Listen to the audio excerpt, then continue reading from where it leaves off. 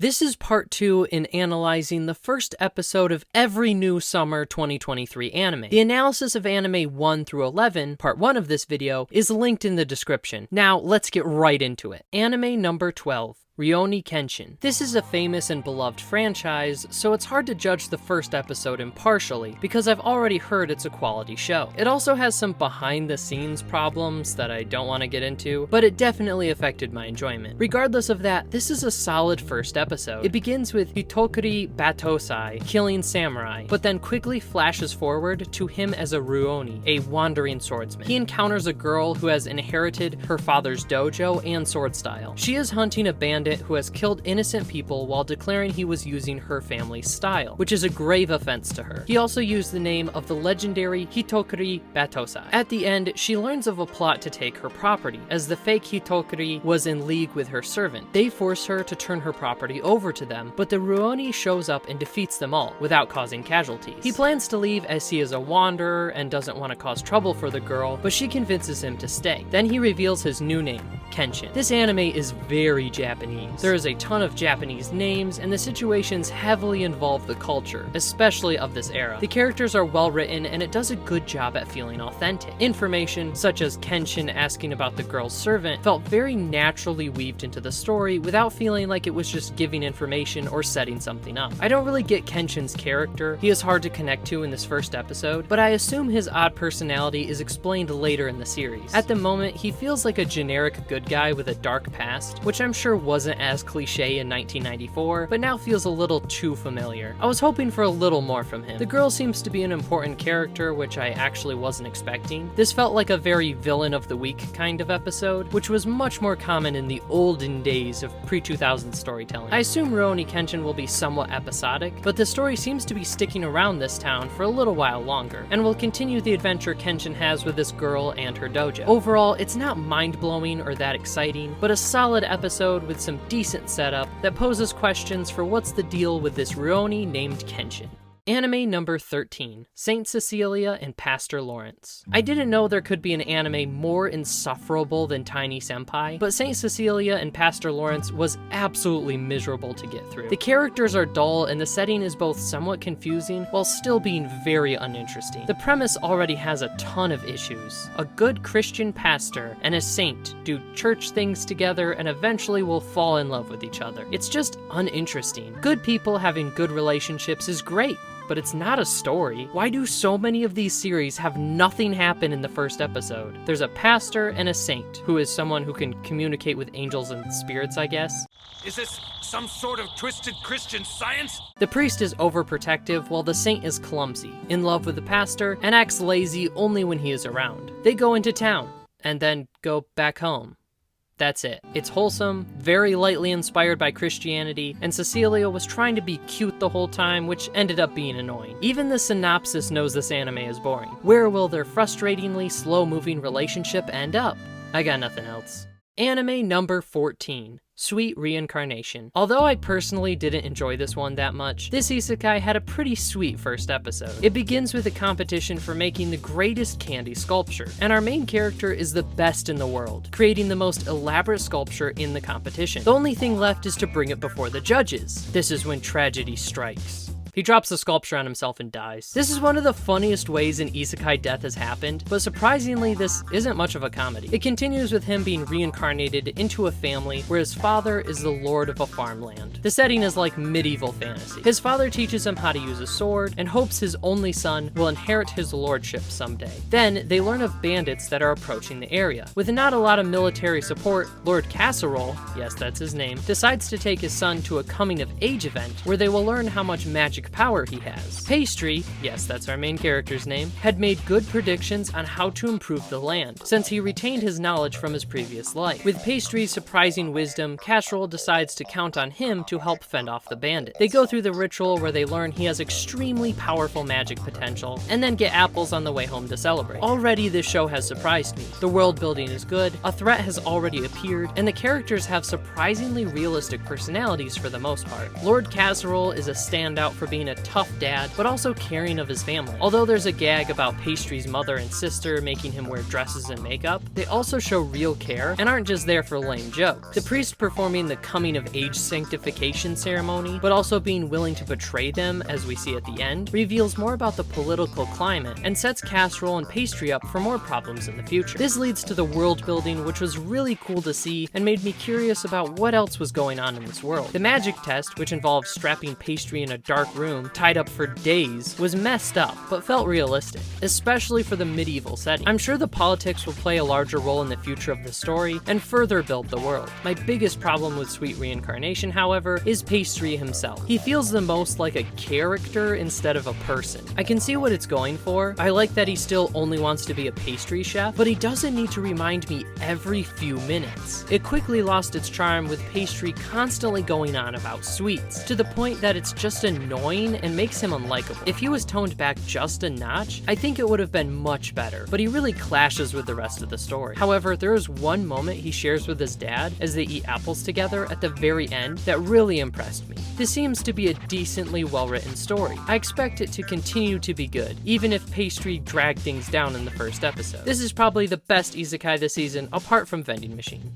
Anime number 15. Tenpuru. Our main character is abandoned as a child by his womanizing father. As a 5-year-old, he thinks that's really cool. As an adult, he hates his father's promiscuity and doesn't want to live that way. The only problem, he has an addictive personality and has no self-control. After chance meeting one random girl that he instantly falls for, he goes off the deep end. To solve his problem, he becomes a monk, but the temple he was sent to was turned into a nunnery, and the girl he had fallen for is a nun that lives there. Eventually, he learns his father took money from this place, and now he has to act as a slave of the women to repay it. There's a ton of mediocre slapstick comedy that often involves women's clothing falling off. This is also the worst produced series by far. The animation and flow is laughable. Like, it was actually kind of enjoyable because of how bad it was. This is a sexual fantasy with mediocre comedy. It's not a story and not worth talking about anymore. Anime number 16. The Gene of AI. Wow, this one was actually really good. The general concept is that at some point in the future, technology has advanced to the point that humanoid machines live among humans as 10% of the population, and most people can't tell human from humanoid. Similar to human transmutation in FMA, there is an illegal and taboo practice of backing up humanoids' personalities. It's for the ethical reason of the sanctity of their life, as well as the practical reason of trafficking and other crimes that can be committed with copies. Within this world is Dr. Hikaru, who treats the problems of the humanoids. Although they don't get physically sick, despite having most human functions like eating, they can have problems with their technology. For this episode, Dr. Hikaru takes a home call and finds a husband that had copied his wife's personality. Doing this with sketchy black market technology had caused her to get a virus. The copy, however, was free of the problem. Dr. Hikaru is independent and has the reputation of a black market doctor. He criticizes the couple for doing this, but also helps them with transferring the backup. Before this, the couple's daughter, which is a human child they adopted, questions whether the copy is the same person as the original. Her mother also struggles with the feeling that who she is right now will be gone forever, even though practically she will only lose her memories from the few weeks that had passed since the backup. There is a lot of interesting ethical questions raised, and the society itself is a great look at a what-if future. I got heavy Psycho-Pass vibes, but it's a bit more grounded than that masterpiece. The troubles of the humanoids aren't hard to care about, as although they are specific to their technology, it parallels really close to real life, especially in the area of memory loss. From things I've seen and lived through firsthand, I can say this small, 24-minute look into the topic was realistic and painful. This is a sci-fi medical drama. Drama alone isn't a genre very often used in anime, so it's a very unique show, which I appreciate. Despite the main conflict, there's a lot hinted at for our main character. We learned Dr. Hikaru's mother was a humanoid, was copied, and is currently in jail for it. Exactly what happened there is still a mystery, but it seems Hikaru is hunting down the copy. We also learn he has contacts at a hospital and worked there at one point before going off on his own to do this, presumably because of the situation with his mother. Lastly, the world building is very grounded, despite the sci-fi setting. When Hikaru takes his car off of self-driving mode, his insurance is voided. Small details like this make it feel very realistic. This show is definitely for people who like ethical questions about AI and technology, but even without that, it is a thoughtful setting and so far a well-written first episode.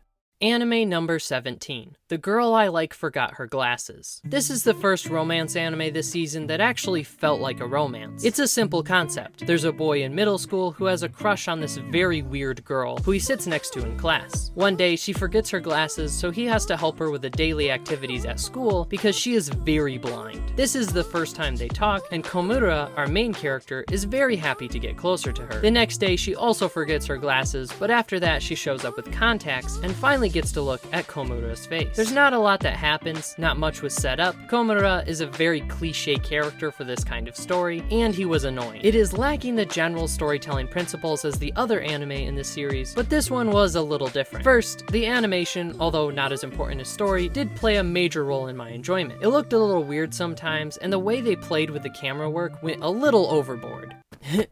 You're gonna hit me! Ah! But it was visually interesting. The girl, I can't comprehend how to pronounce her name, has a weird personality, and their interactions were enjoyable. It's a chill and wholesome show, and I assume this will be decent. It's fairly clear she is already starting to like him back. The interest in watching further episodes is completely based on how much you like the characters, which is always what the romance genre should be focused on. The only thing really keeping me from wanting to see more is Komura. It is realistic for a young boy to be extremely shy around a girl, and I like that he is still able to help and be kind to her despite his embarrassment. But it's so insufferable to hear, "She's so close, she's so cute, she's touching me," non-stop again. There are a million characters like this, and they get grating after the millionth time. Overall, this is a cute little romance show with some really beautiful visuals, but not much more. Anime number 18. The Great Cleric. Maybe I got through most of the really terrible isekai in the first video, because this one was fine. A salaryman becomes an unlikely statistic in Japan and gets reincarnated into a fantasy world. God gives him the choice of what he wants to be in this new world, and he chooses healer. After training to learn a heal spell, Lucille learns that many healers have become corrupt by charging exorbitant prices. He declares he will be an honest and fair healer, as he had been a hardworking and fair businessman. None of the characters really stood out to me, but Lucille is likable enough. The first episode is slow, but I much prefer that to the usual breakneck speed isekai tend to have. This is a basic premise, and it's a basic first episode. It's not terrible or anything, but there's nothing special about it. The one thing I really liked was the art style that made adults look like adults. However, the animation quality in general is mediocre. The attempts at comedy didn't even make me smile, and I just really wasn't into this one. It seems there might be some decent world building and a focus on politics, with the healers abusing their position and such, but beyond that, this was overall just a fine story, mostly boring with bland characters. Anime number 19. The Masterful Cat is Depressed Again. Today. What a cute, weird show with another horrible name. It's so easily fixed, too. The Masterful Cat is Depressed Again. Already so much better. Why do we even need again? The Masterful Cat is Depressed. How about just the Masterful Cat? All of these work better than the awful sentence that makes up the name of the show. Anyway, there's this single lady that works at an office and owns a massive freaking cat that does all of her chores and makes her food. We see some of the lady's life at the office and the cat's life at home. Not much to this, but it's a charming and chill story, with a few things set up to learn more about later. The first thing I want to mention is the animation, which is incredible. It's from the same studio that did The Girl I Like Forgot Her Glasses. This has all the best animation of that, without most of the awkwardness. The cinematic approach is really cool, and whatever technique they used for tracking 2D objects with a moving camera was on full display here. This show looks amazing, but they also went way overboard showing off their skill and budget. Over 4 minutes straight in the beginning of this episode is just pointless scenes showing the city. It looked great, but after a minute, I was ready to actually see something happen. There's not much of a story here, but the concept is surprisingly intriguing. Everything is so grounded with the office half of the story that the monster house cat feels so bizarre. The interactions between her and the cat were entertaining, even if it's more or less the same thing over and over again. The characters at her job were also interesting enough that it didn't get stale. So far in the first episode, there hasn't been any fan service, which is commendable, since we could easily get scenes of her in the bath or in compromising situations because she likes to drink. So far in the first episode, none of that. The most substance of a story that we got was the lady's boss, who mentioned mysteriously that he'd met her cat before. Also, when the cat takes out the trash at the end of the episode, we learn he was found as a baby baby in the cold one day. It seems he is doing all this work for her because she saved him long ago. All in all, there's not a lot to this. It really has to find more unique situations to continue with the story it is trying to tell. This kind of thing can get really old fast, but as far as this first episode goes, it's a fun, chill, slice of life story that's visually incredible. Anime number 20. Undead murder farce. Set in an alternate timeline in the year 1897, Japan has gone through an extermination effort to rid the land of supernatural creatures. In this world, there is a man who goes by the title Oni Slayer. He works at a circus where he kills supernatural monsters that were left over from the Purge. One day after work, he is followed by a woman carrying a birdcage. Inside the birdcage is a severed head of a woman that is still alive and speaks to him. She reveals she is the Immortal, who can only be killed by an Oni. She was attacked by a half Oni, which was able to hurt her, but because it was only half, it wasn't able to completely kill her. Instead, it stole her body. We also learned that the Oni Slayer is also a half Oni. Because he is more Oni than human, she thinks he can kill her and asks him to, because she no longer wishes to live as a head in a cage. In return, she will help him live longer as the Oni half of him is taking over and he will soon lose all reason and go crazy. Instead of killing her, Oni Slayer convinces her to go to Europe, where her attacker currently is, to retrieve her body. The man that commanded the attack on her was the same one who made Oni Slayer into a half Oni. Presumably he wants revenge. The Immortal then gives him the medicine to delay his loss of sanity, her saliva. This show is great, and the plot is quickly set in motion. The setting is incredibly cool, and the characters are very unique. The only thing I really didn't like was the ending where he kisses the severed head. She said he needed to consume part of her. At first I thought he was going to eat her hair, but then she told him to do this. It comes across as an author's fantasy, like, oh no, I'm forced to make out with this beautiful girl, otherwise I die. I don't know if this was just that, or if there's actually some significance to this moment. Anyway, the setting is great. There's not a lot to say about it, and it doesn't show a lot in the first episode, which is good. The beginning of the episode has text appear on screen that tells us exactly what we need to know. It didn't over-explain things, and was very direct, so I could immerse myself in the story instead of trying to figure out what's going on with the world. The story is set up nicely, with a good premise that is simple, but can easily unravel into something much bigger with their journey to Europe. The main thing I want to talk about is the characters. The Oni Slayer himself is really great. He gives me Denji vibes. He has simple goals and a straightforward approach to things. He's also kind of crazy. He tells the Immortal that the reason he was performing at the circus is that he knew he was going to go full Oni at some point and lose control. Most likely it would happen when he was fighting at the circus. That way, when he snapped, he would turn on the crowd and kill a large number of those that had been cheering for the death of another before the authorities would arrive. He figured this would be a good way to go out, with interesting mysteries of the man who ordered the attack on the Immortal herself, and the Oni Slayer's backstory, along with the great characters and fantastic setting. This episode 1 is really good, and I have high hopes for this story.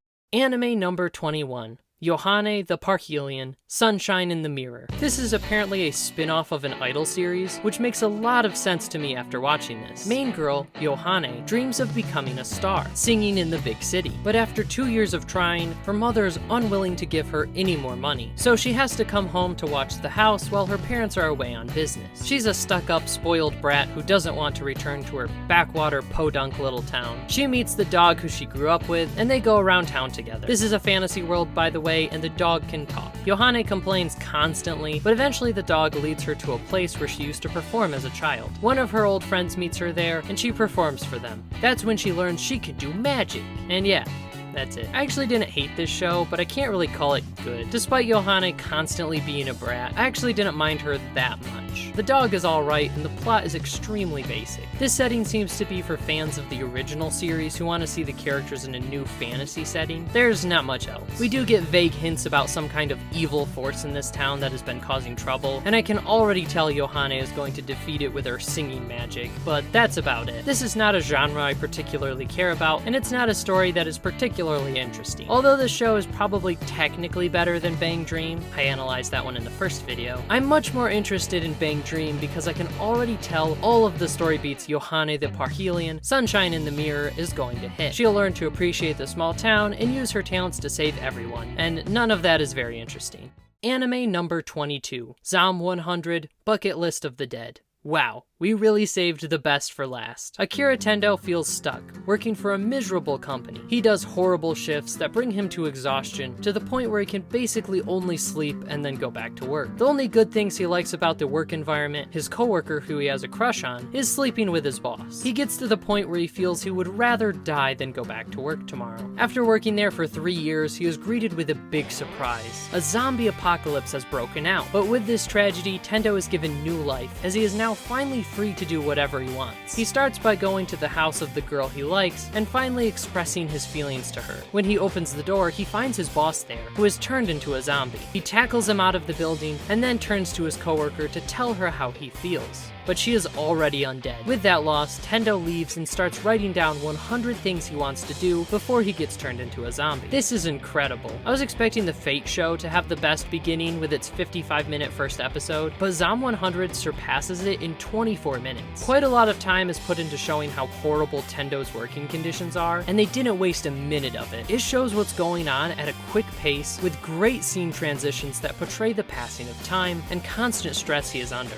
I really felt it. It puts you in the situation. This is the epitome of show, don't tell. Just as I felt like I saw all I needed to about his depressing work environment, it switched to the zombie apocalypse. Even though the animation is a standout, the pacing of this first episode is nearly perfect. It's the unsung hero of Zom 100. But speaking of the animation, it's incredible. Easily the best looking new show this season. The animation is not only impressive, it tells the story. The transition from its normal look that descends into darker visuals as he becomes more depressed, and finally the climax of him realizing his freedom, which opens up the world back into full color, even brighter than it had been before, is all amazing. There isn't a lot of specific mysteries set up, but the main character and zombie apocalypse setting is strong enough that it doesn't need that yet. It has already set up small things really well. From casual conversation, we learn that Tendo was a bit of an athlete in college. This leads to the parkour through the city, running from the zombies, along with the tackle against his boss. But the best part of this episode is what happens right after that. We are set up for a situation where he saves the girl he likes. They get to survive the horrible situation together and finally learn more about each other. She was always really nice to Tendo, but also sleeping with the CEO. What's the deal with that? Instead, the more logical thing happens. She gets infected. Tendo didn't arrive on time, and now he has to move on from her. None of his infatuation with her really mattered to the plot. It's shocking, and that's gutsy storytelling.